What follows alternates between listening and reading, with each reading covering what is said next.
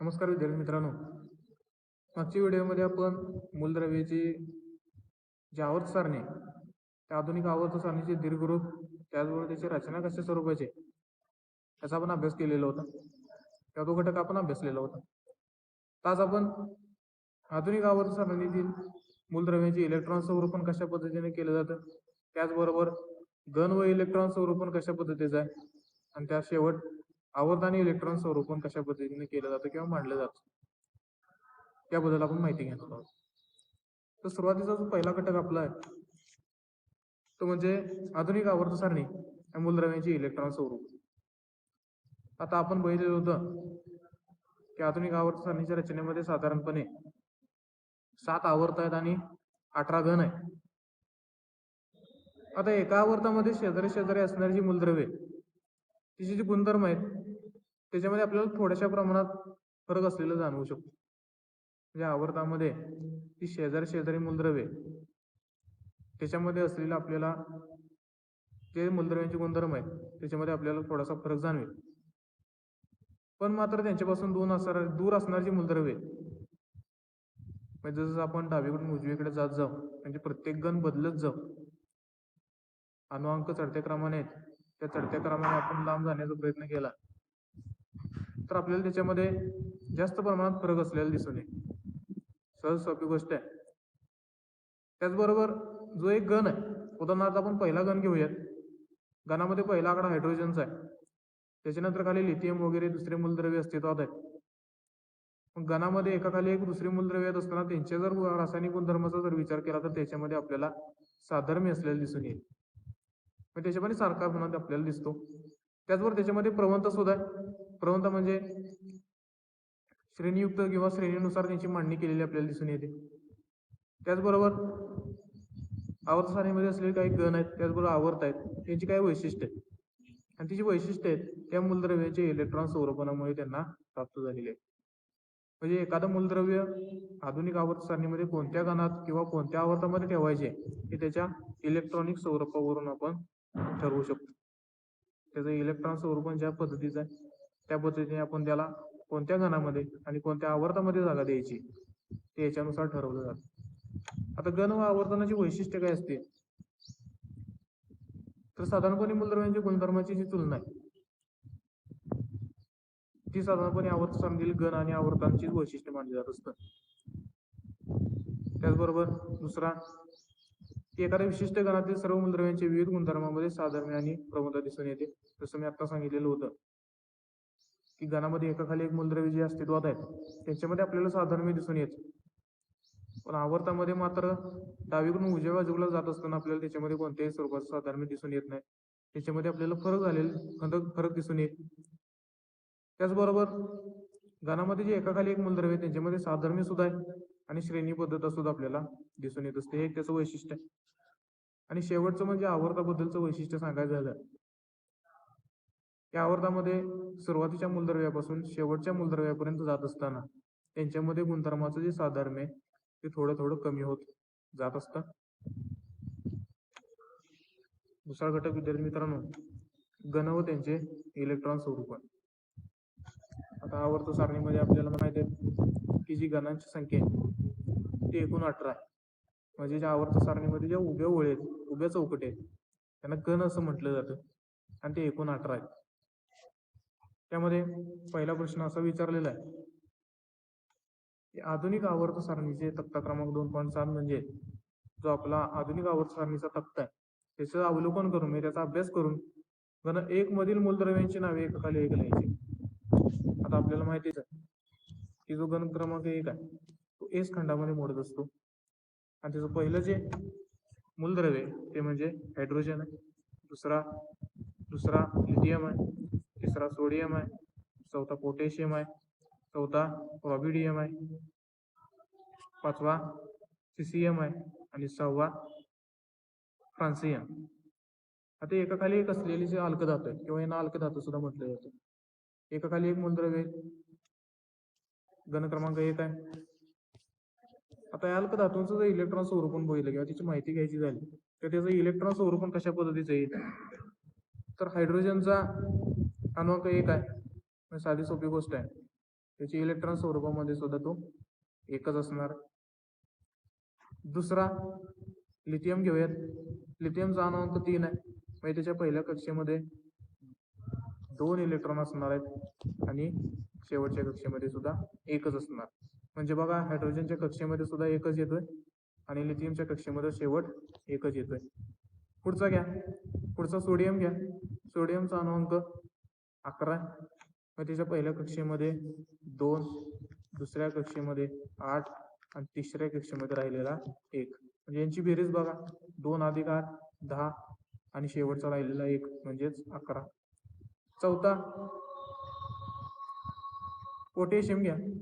पोटॅशियमचा अणुक्रमांक 19 आहे, म्हणजे त्याच्यामध्ये सुद्धा 2 8 10 झाले, राहिले किती 9, पुन्हा 8 आणि पुन्हा राहिलेला 1. म्हणजे जर याचं निरीक्षण केलं, कोणता आपल्याला या तिसऱ्या प्रश्नाचं उत्तर आपल्याला मिळून जाईल की तुम्हाला त्यांच्या इलेक्ट्रॉनिक स्वरूपामध्ये कोणता सारखेपणा आपल्याला आढळून येतो. तर बघा, त्यांच्या शेवटच्या कक्षेमध्ये आपल्याला फक्त एकच इलेक्ट्रॉन दिसून येतो. त्यांच्या शेवटच्या कक्षेमध्ये फक्त एकच इलेक्ट्रॉन असतो, हे आपल्याला त्याचा सारखेपणा दिसून येईल. त्याचबरोबर चौथा, या 4 मूलद्रव्यांमध्ये प्रत्येकी किती संयोजी इलेक्ट्रॉन आहे.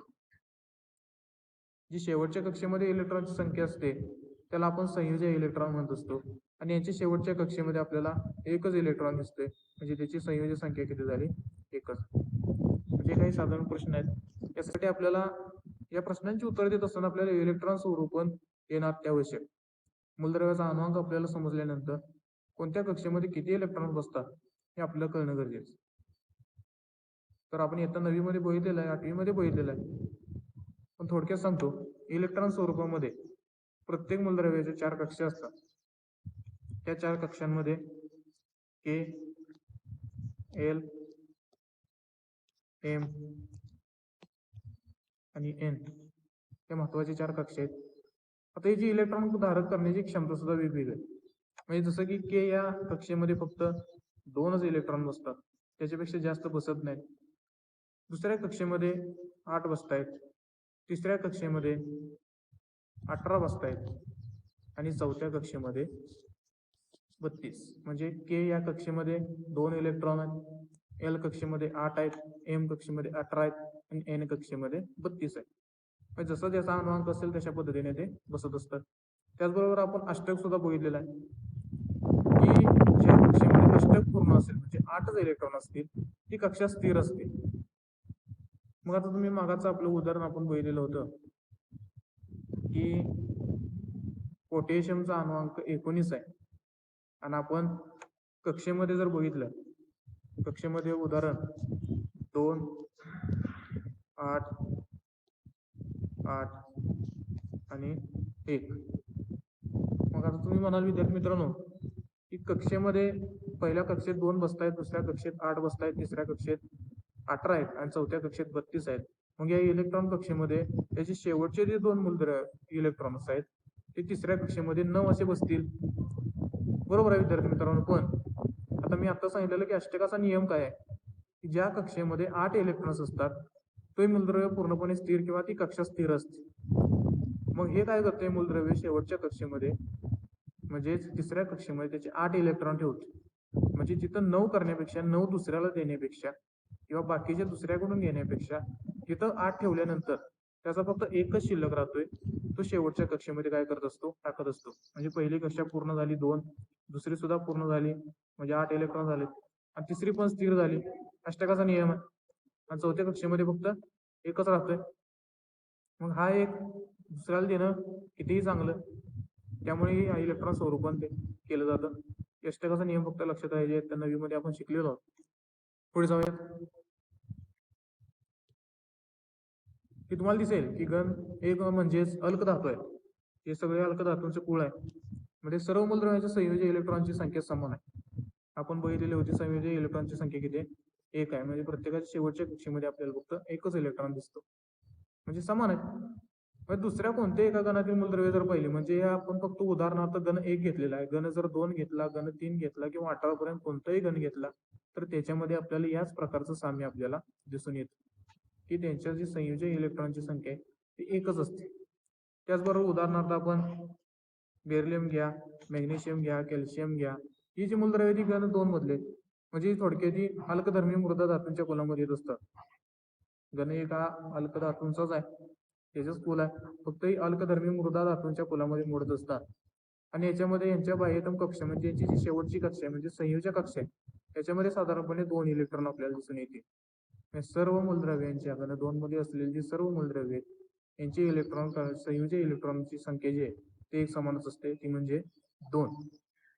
त्याचबरोबर घन 17 मधील जर आपण हॅलोजन या कुलामधील जर फ्लोरीन असेल, क्लोरीन असेल इत्यादी मूलद्रव्यांच्या बाह्यतम कक्षामध्ये आपल्याला 7 इलेक्ट्रॉन दिसून येते. म्हणजे त्यांची संयोजक कक्षा जी आहे ती 7 इलेक्ट्रॉननी भरलेली असते. त्याचबरोबर कोणत्या एका घनामध्ये आपण जसं वरून खाली जाईल, म्हणजे हायड्रोजन नंतर आपण लिथियम घेतला, लिथियम नंतर आपण सोडियम घेतला, परत पोटॅशियम घेतला, म्हणजे वरून खाली जात असताना एक कवच काय केलं जाते त्याच्यामध्ये वाढत जात. म्हणजे कक्षांची जी संख्या आहे ती वाढत जात असते. जसं आपण बघितलं हायड्रोजनला फक्त एकच कक्षा आहे, परत पुन्हा आपण खाली लिथियमकडे आलो तर त्याच्या 2 कक्षा आहेत, पुन्हा आपण सोडियमकडे खाली आलो तर त्याच्या 3 कक्षा आहेत. जसं आपण वरून खाली येत जाऊ तसंही त्यांच्या कक्षांची संख्या काय होत जाते, एक एकने वाढत जात असते. मग इथे दिलेलं आहे विद्यार्थी मित्रांनो ते. त्याचबरोबर यावरून आपल्याला असं म्हणता येईल की जे बाह्यतम कक्षेचे इलेक्ट्रॉन स्वरूपण आहे, म्हणजे शेवटची जी कक्षा आहे ती आधुनिक आवर्त सारणीतील त्या गणांचं काय त्या प्रकारचं एक वैशिष्ट्य मानलं जातं, की गणांमध्ये रासायनिक गुणधर्म एकसारखे आहेत, शेवटची कक्षा आहे त्याची संयोजक सुद्धा एकसारखीच आहे, त्याच्यामध्ये असलेली इलेक्ट्रॉन संख्या सुद्धा एकसारखीच आहे. म्हणजे आधुनिक आवर्त सारणीतील त्या गणांचं ते एक आहे वैशिष्ट्य आहे. तर त्याचबरोबर आता सांगितलं की एखाद्या गणात आपण खाली जातो तसतशी कवचांची संख्या काय होत जाते, एक एकने वाढत जात असते. पुढे बघूयात की अनुअंक 92 असलेल्या युरेनियम, म्हणजे युरेनियम जो आहे त्याच्यानंतरची जी सर्व मूलद्रव्ये म्हणजे उदाहरणार्थ अनुअंक 93 ते 118, म्हणजे 93 अनुअंकापासून म्हणजे 118 मूलद्रव्यापर्यंत जी मूलद्रव्ये ती मानव निर्मित आहे, म्हणजे ती मानवाने तयार केलेली, निसर्गामध्ये ती सापडत नाही, म्हणजे मानव निर्मित मूलद्रव्ये म्हटलं तरी चालेल. त्याचबरोबर ही सर्व मूलद्रव्ये किरणोत्सारी पदार्थ आहेत, त्यांच्यामधून ही किरणोत्सारी पदार्थ काय केले जातात, बाहेर फेकले जात असतात आणि अस्थायी असतात. म्हणजे त्यांच्या कक्षांमध्ये इलेक्ट्रॉन स्वरूपण किंवा अनुअंकांची संख्या त्यांची जास्त असल्यामुळे ते अस्थायी स्वरूपामध्ये असतात, त्यांच्यामध्ये स्थिरपणा नसतो. आणि त्याचबरोबर त्यांचं जे आयुष्यमान आहे म्हणजे जे टिकण्याचा जो कालावधी आहे तो फार अतिशय कमी मानला जात असतो. त्याचबरोबर काही वैशिष्ट्य आधुनिक आवर्त सारणीचे ही मूलद्रव्ये त्यांच्या अनुअंकाप्रमाणे काय केलेल्या चढत्या अनुअंकाप्रमाणे मांडलेले आपण बघू शकतो. म्हणजे जसे अनुअंक आहेत तसे अनुअंक चढत्या क्रमाने आधुनिक आवर्त सारणीमध्ये मांडलेले आहेत. दुसरा की उभ्या स्तंभांना गण असं म्हटलं जातं. गण एकूण 18 आहेत आणि एका गणातील मूलद्रव्यांची रासायनिक गुणधर्मामध्ये साधर्म्य प्रवणता दिसून येते, म्हणजे श्रेणी पद्धत आपल्याला दिसून येत असते, आत्ताच आपण बघितलं. तिसरा, ज्या आडव्या ओळी आहेत त्यांना आवर्त असं म्हणतात आणि आवर्त एकूण किती आहेत, 7 आहेत. आणि एका आवर्तामध्ये एका टोकाकडून दुसऱ्या टोकाकडे जात असताना म्हणजे डाव्या बाजूने उजव्या बाजूकडे जात असताना मूलद्रव्यांचे जे गुणधर्म आहेत ते एकमेकांपासून विभिन्न असलेले आपण बघू शकतो किंवा त्यांच्यामध्ये हळूहळू बदल होताना आपण सहजतेने पाहू शकतो. आता हे पिरियडिक टेबल आहे किंवा आवर्त सारणी, याची रचना कशा स्वरूपाची आहे ते आपण बघितलेली होती. याच्यामध्ये खंड आहेत, एस खंड, डी खंड, पी खंड आहे, त्याचबरोबर एफ खंड आहे. त्याचबरोबर धातू कोणत्या बाजूला आहेत व धातू कोणत्या स्वरूपात आहे आपण मागच्या व्हिडिओमध्ये बघितलेलं होतं. पुढचा घटक आपण बघणार आहोत आवर्त आणि इलेक्ट्रॉन स्वरूप. म्हणजे आता आपण घन आणि इलेक्ट्रॉन स्वरूप बघितलेलं होतं, आता आपण आवर्त आणि इलेक्ट्रॉन स्वरूप बघणार आहोत. इथं सुद्धा मागच्या प्रमाणे प्रश्न आहे की आधुनिक आवर्त सारणीचे अवलोकन केल्यावर दिसते की, म्हणजे आधुनिक आवर्त सारणीचा अभ्यास केल्यानंतर असं आढळून येते की lithium, beryllium, boron, carbon, nitrogen असेल, ऑक्सिजन असेल, निऑन असेल, ही सर्व मूलद्रव्ये आवर्त 2 मध्ये या सर्वांचं इलेक्ट्रॉन स्वरूपण काय करायचे, लिहायचे. चला तर बघूयात. तर या आवर्त क्रमांक 2 आहे, याच्यामध्ये साधारणपणे लिथियम आहे, बेरिलियम आहे, त्याचबरोबर बोरॉन आहे, हा कार्बन आहे, त्याचबरोबर हा नायट्रोजन आहे, ऑक्सिजन आहे, त्याचबरोबर फ्लोरीन आहे आणि हा शेवटचा निऑन. म्हणजे जवळजवळ मूलद्रव्य 3 पासून ते जवळजवळ 10 पर्यंत काय ती मूलद्रव्य अस्तित्वात आहे आवर्त क्रमांक 2 वर. आता यांचं इलेक्ट्रॉन स्वरूपण कसं येईल थोडक्यात आपण बघूया की पहिल्याचा अणुअंक लिथियमचा 3 आहे, म्हणजे पहिल्या कक्षेमध्ये 2 आणि शेवटच्या कक्षेमध्ये 1 आहे. बेरिलियम घ्या, बेरिलियमचा 4 आहे, पहिल्या कक्षेत 2, दुसऱ्या कक्षेत 2. बोरॉनचा अणुअंक 5 आहे, त्याच्या पहिल्या कक्षेमध्ये 2, दुसऱ्या कक्षेमध्ये 3. कार्बनचा 6 आहे, याच्या कक्षेमध्ये पहिल्या कक्षेमध्ये 2 आहेत, पुढच्या कक्षेमध्ये 4 आहेत, बरोबर. पुढे नायट्रोजन मध्ये पहिल्या कक्षेमध्ये 2 आहेत, 5 दुसऱ्या कक्षेमध्ये. ऑक्सिजन घ्या, ऑक्सिजन मध्ये पहिल्या कक्षेमध्ये 2 आहेत आणि दुसऱ्या कक्षेमध्ये 8 आहे. अशाच पद्धतीने फ्लोरीन आणि निऑनचं सुद्धा आहे. फक्त निऑनचं भाऊ उदाहरण घ्या, पहिल्या कक्षेमध्ये 2 आहेत आणि दुसऱ्या कक्षेमध्ये 8 आहेत. म्हणजे त्याचं अष्टक काय झालेलं आहे दुसऱ्या कक्षेमध्ये पूर्ण झालेलं आहे, म्हणून हा निष्क्रिय वायूसुद्धा म्हणून ओळखला जात असतो. कारण याला गरज नाही, स्वतःचा इलेक्ट्रॉन दुसऱ्याला द्यायची गरज नाही, दुसऱ्याचा इलेक्ट्रॉन याला घ्यायची गरज नाही, कारण त्याचा अष्टक काय झालेला आहे पूर्ण झालेला आहे, तो पूर्णपणे स्थिर आहे, म्हणून याला निष्क्रिय वायूसुद्धा म्हटलं जातं. तर अशा पद्धतीने याचं इलेक्ट्रॉन स्वरूपण आहे. तर याच्यामध्ये आपल्याला काय सारखेपणा दिसून येतो की हे जे सर्व मूलद्रव्य आहेत, या मूलद्रव्यांमध्ये जी कवचांची संख्या प्रश्न क्रमांक 3 दिलेला आहे विद्यार्थी मित्रांनो, बघा त्यांच्यामधील कवचांची संख्या एकसारखी आहे का? हो, नक्कीच. फक्त या आवर्तामध्ये असलेली जी मूलद्रव्य आहे त्यांची जी कवच संख्या आहे किंवा कवचांची संख्या आहे ती फक्त किती आहे? 2च आहे. याच्यामध्ये कोणताही वाढलेला आपल्याला कक्षा दिसून येत नाही. दुसरा प्रश्न असा आहे की या मूलद्रव्यांमधील संयोजी इलेक्ट्रॉनची संख्या एकसारखी आहे का? तर विद्यार्थी मित्रांनो, आता आपण बघितलं की निऑन सगळ्यात शेवट, त्याच्या शेवटच्या कक्षेमध्ये 8 आहेत. त्याच्या आधी फ्लोरेन्स आहे, त्याच्या कक्षेमध्ये किती होते? 7 होते. त्याच्या आधी ऑक्सिजन आहे, त्याच्यामध्ये 6 होते. म्हणजे जर शेवटच्या त्यांच्या संयोजक कक्षा जर बघितल्या तर त्याच्यामध्ये एक सारखेपणा आपल्याला दिसून येत नाही. जसं आपण गणांमध्ये बघितलेला होता की गणांमध्ये आपल्याला हायड्रोजन पासून ते शेवट फ्रान्सियम पर्यंत फक्त आपल्याला एकच इलेक्ट्रॉन दिसून येत होतं शेवटच्या कक्षेमध्ये. इथं मात्र तसं नाही, कोणाच्या याच्यामध्ये 1 आहे, कोणाच्या 2 आहेत, कोणाच्या 3, कोणाच्या 4 आहेत, कोणाच्या लास्ट कक्षेमध्ये 5 आहे. तर याच्यामध्ये एक सारखापणा दिसून येत नाही, मात्र यांची कक्षा मात्र एकसारखीच आहे.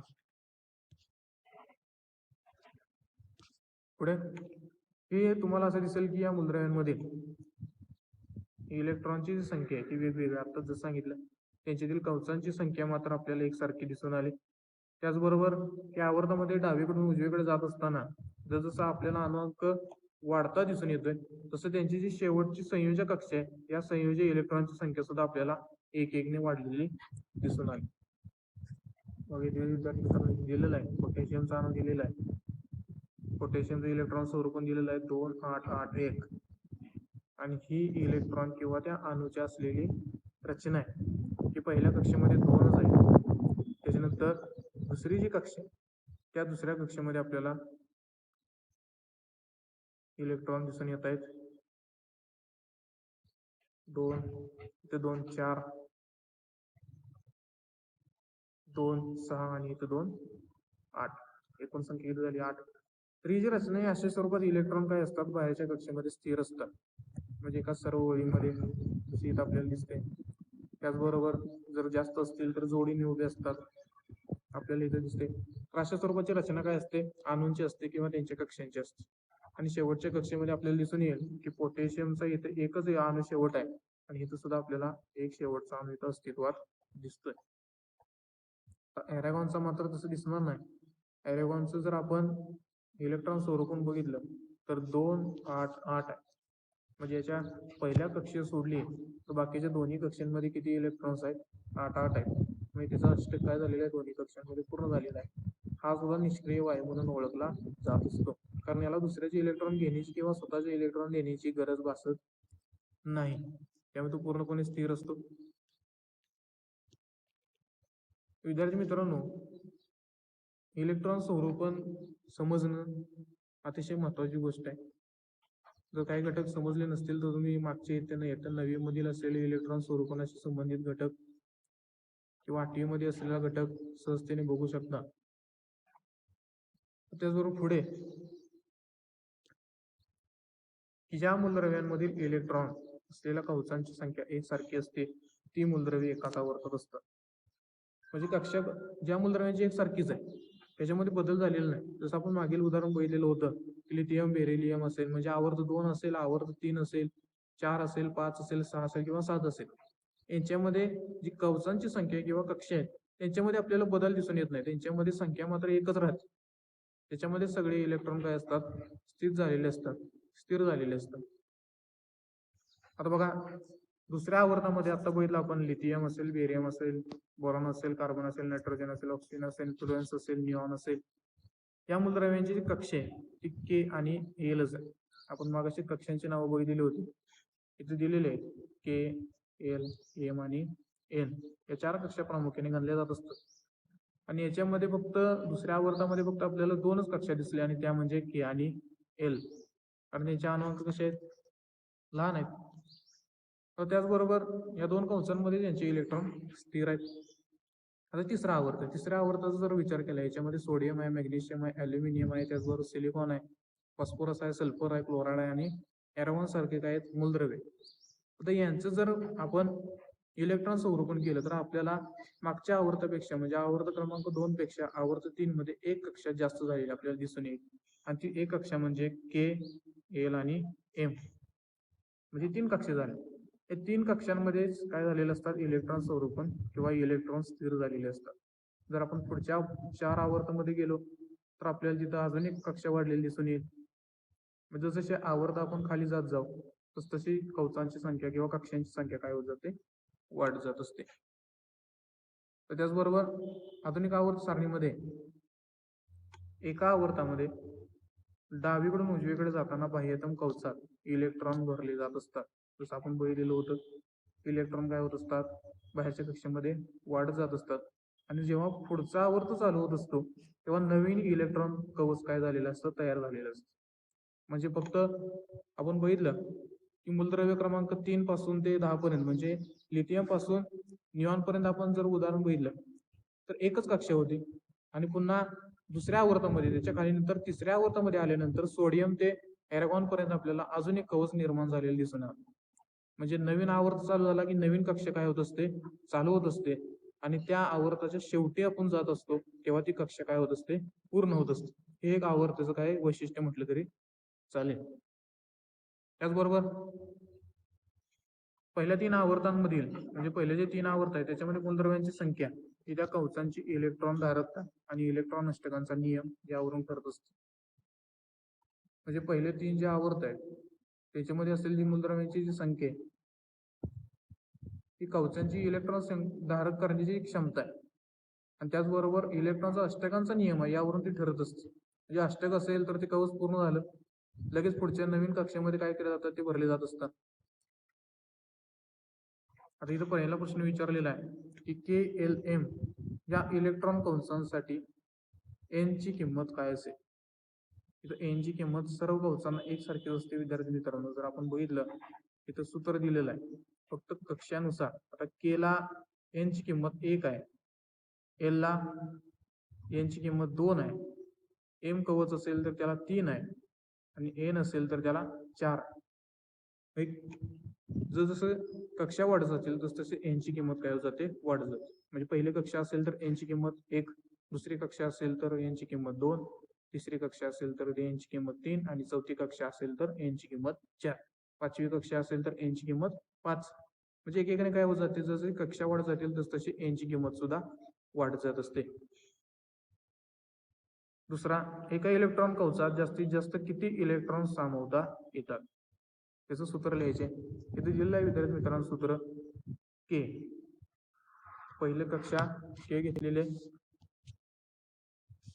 या केचं सूत्र जर बघितलं तर त्याची एन ची किंमत 1 आहे, कक्षा त्याची पहिली म्हणजे एक पहिली कक्षा आहे म्हणून 1 एन ची किंमत. आता यांचं सूत्र 2n स्क्वेअर म्हणजे 2 n चा वर्ग दिलेला आहे म्हणून 2 गुणिले 1 चा वर्ग. 1 चा वर्ग किती आहे, 1च आहे म्हणून 2 1 2 1 बे, म्हणून पहिली इलेक्ट्रॉन धारक क्षमता किती आहे त्याची 2. दुसरा घ्या एल, एल ची किंमत म्हणजे दुसरी कक्षा आहे म्हणजे एन ची किंमत किती झाली 2. म्हणजे सूत्र काय आहे 2 एन चा स्क्वेअर म्हणजे एन चा वर्ग आहे म्हणून 2 गुणिले 2 चा वर्ग बेदोनी 4 म्हणजे 4 हा काय झाला 2 चा वर्ग झाला म्हणून 2 गुणिले 4 बरोबर 4 दुने 8. 8 ही काय झाली इलेक्ट्रॉन धारक क्षमता झाली एल या कक्षेची. पुढे 3 एम, एम ही तिसरी कक्षा आहे म्हणून एन ची किंमत त्याची 3 आहे. एन चा वर्ग म्हणजे 3 चा वर्ग किती आला 3 त्रिक 9 म्हणून 2 गुणिले 9 9 दुनी 18 म्हणजे इलेक्ट्रॉन धारक क्षमता 18. आणि शेवटची एन चौथी कक्षा आहे म्हणून एन ची किंमत 4.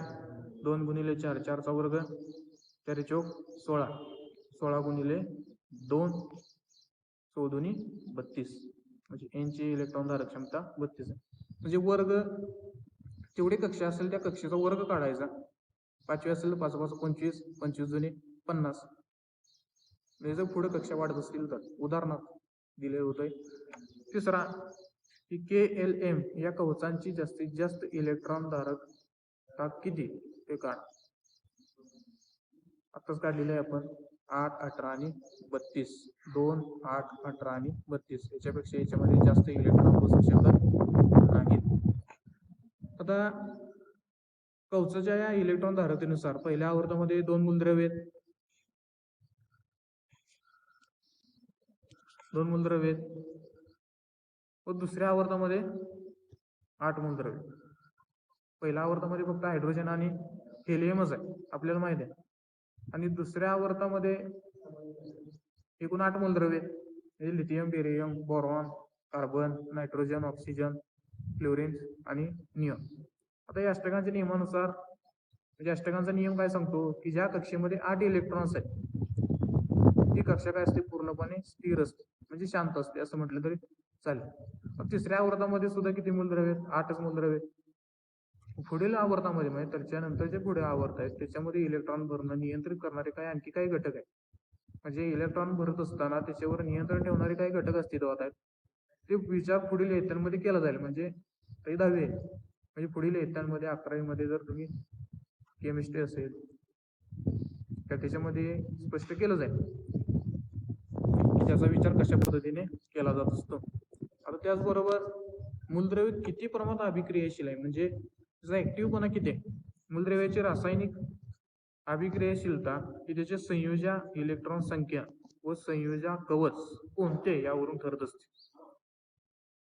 म्हणजे अभिक्रियाशीलता म्हणजे दुसऱ्या मूलद्रव्यांना मिळून लगेच तो नवीन रासायनिक पदार्थ काय करतोय किंवा अभिक्रिया किती जलद प्रमाणात करतोय हे जर ठरवायचं असेल तर त्याची अभिक्रियाशीलता त्याची संयोजी इलेक्ट्रॉनची संख्या किती आहे म्हणजे त्याच्या शेवटच्या कक्षेमध्ये किती जास्तीत जास्त इलेक्ट्रॉन्स आहेत आणि त्याची संयोजक कवच कोणतं आहे म्हणजे चौथा आहे तिसरा आहे दुसरा आहे पहिला आहे याच्यामधील त्या जी संयोजक कवच आहे त्याच्यावरून त्याची अभिक्रियाशीलता पूर्णपणे ठरवली जात असते. तर किती प्रमाणात दुसऱ्या मूलद्रव्यांबरोबर प्रतिक्रिया दाखवत असतो. तर त्याचबरोबर या दोन्ही बाबींची माहिती आधुनिक आवर्त सारणीत मूलद्रव्यांचे स्थान कुठे आहे त्याचबरोबर कोणत्या गणात व कोणत्या आवर्तात त्याला ठेवायचं ते या बाबींवरून ते प्राप्त केलं जात असतं. त्याचबरोबर मूलद्रव्यांचे जे अभ्यास आहेत त्याच्यामध्ये आधुनिक आवर्त सारणी ही अत्यंत उपयुक्त ठरत असते. मूलद्रव्यांवर जेव्हा अभ्यास करायचा झाला तर त्यावेळेस आधुनिक आवर्त सारणी महत्वाची ठरत असते. आणि विद्यार्थी मित्रांनो तो पुढील घटक आहे आधुनिक आवर्त सारणीतील आवर्ती कल. हा घटक आपण पुढच्या व्हिडिओमध्ये अभ्यासणार आहोत.